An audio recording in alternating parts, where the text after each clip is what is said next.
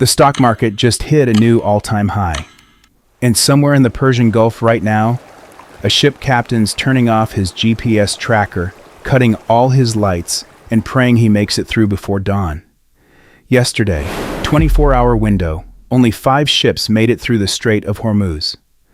That strait, 21 miles wide at its narrowest, moves 20% of the world's oil. And right now it looks less like a trade route and more like a war zone. Investors in New York and London are calling this a buying opportunity. The commodity traders actually moving physical barrels? They're describing what they're seeing as a catastrophe in slow motion. In the next 7 minutes, I'm going to show you what's really happening inside the Strait of Hormuz, why the market is mispricing this risk almost completely, and why by the time most people understand this crisis, it will already be in their grocery bill, their energy cost, and possibly their portfolio. There's one commodity trapped behind this blockade that almost nobody is talking about. And if it runs out, hospitals stop working and chip factories go dark. We'll get there. Why? This 21-mile strip of water controls everything. The Strait of Hormuz sits between Iran and Oman. At its narrowest, it's 21 miles wide. Through it flows roughly a fifth of the world's oil, a third of its seaborne fertilizer trade, and the bulk of Qatar's liquefied natural gas exports. For decades, the assumption was elegant. No rational actor would ever close it, because doing so would devastate the global economy, including their own. Iran just discovered that assumption was never really tested. What's happening right now is arguably one of the largest disruptions to global oil supply in decades, bigger in absolute volume than what we saw in the 1973 Arab embargo, because global oil production today is roughly twice what it was back then. But here's the critical difference from the 70s that most people miss. In 1978, the S&P 500 price-to-earnings ratio was near historic lows. Today, equity valuations are stretched to near-record highs, built on a private credit market that didn't even exist 50 years ago. Translation: the physical economy can absorb an energy shock better than it could in the 70s. The financial system cannot. Your portfolio is sitting on a much thinner margin of safety than most investors realize. The market is priced for peace. The physical world is at war. And that gap is where the risk lives. Here's what that gap actually looks like on the water in real time. What's actually happening on the water? Let's talk about what ships are actually doing right now. Since the conflict broke out in late February, at least 22 ships have been attacked, several seized outright by the Iranian Revolutionary Guard. At the blockade's peak, a single 24-hour window, only 5 ships made it through. The captains who are trying to move cargo have resorted to a heist playbook. Turn off the GPS transponder, kill the running lights, move in the dead of night, hide behind Omani flags. One Greek tanker, the ACT, carrying 300,000 barrels of diesel, made a run for it in complete darkness, slipping out hours before Iranian gunboats returned to the channel. Behind it, a backlog of 300 to 400 ships, waiting, unable to move. There's now a dual blockade operating simultaneously. Iran has restricted passage for ships from countries it considers hostile. The U.S. Navy launched its own counter-blockade on April 13th. The merchant ships are caught between two militaries with no exit strategy. According to the global head of freight at Mercuria, they've been completely abandoned by Western governments. State vessels get naval escorts, private traders. They've been told to turn off their headlights and hope for the best. And this is where the situation becomes genuinely dangerous, because what's trapped behind this blockade isn't just oil. The cascade that's now in motion touches jet fuel, computer chips, and the food you buy at the grocery store.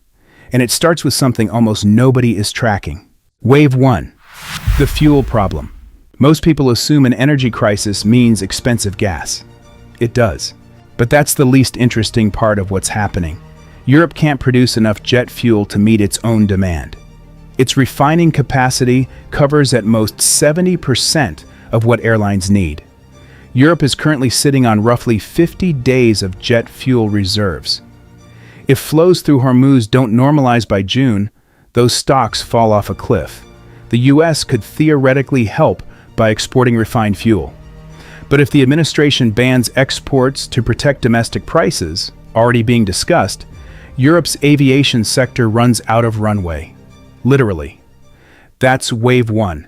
Wave 2 is stranger.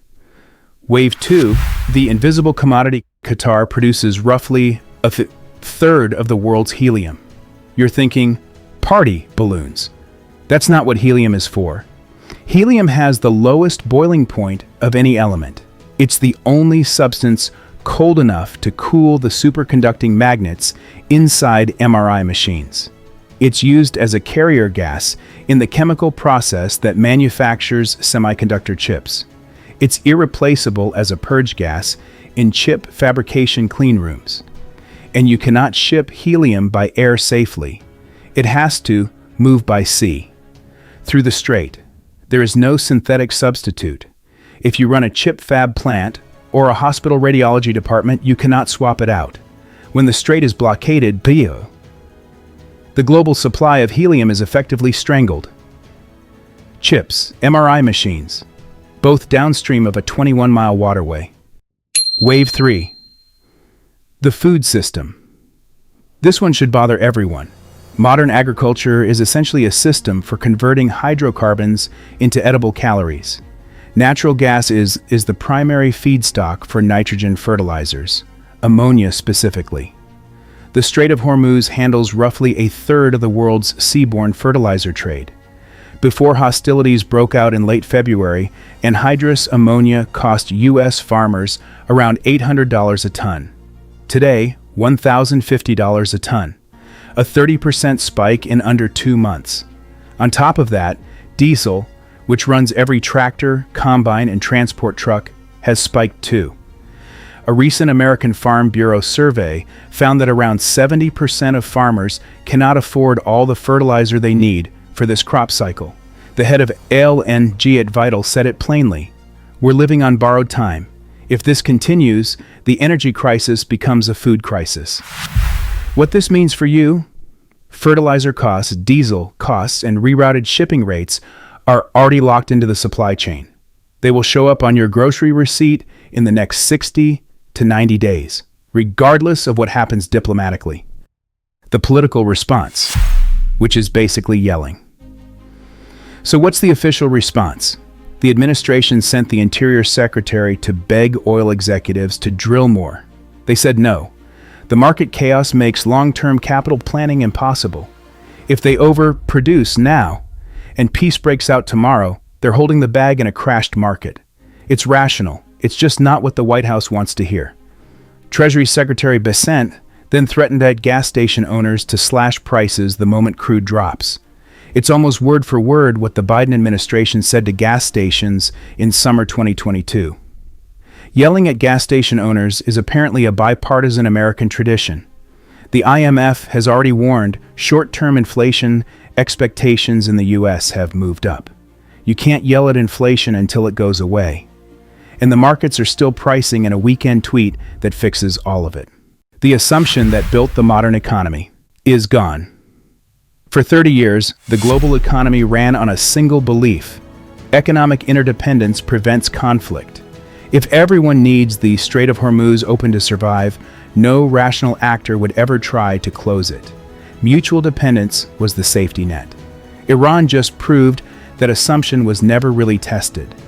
Holding the global economy hostage with cheap drones turns out to be an incredibly effective negotiating position.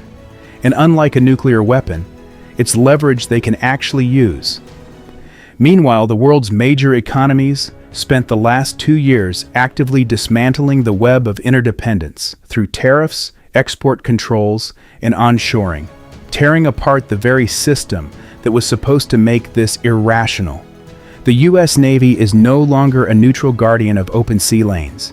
It's an active combatant running its own blockade. The merchant marine is on its own.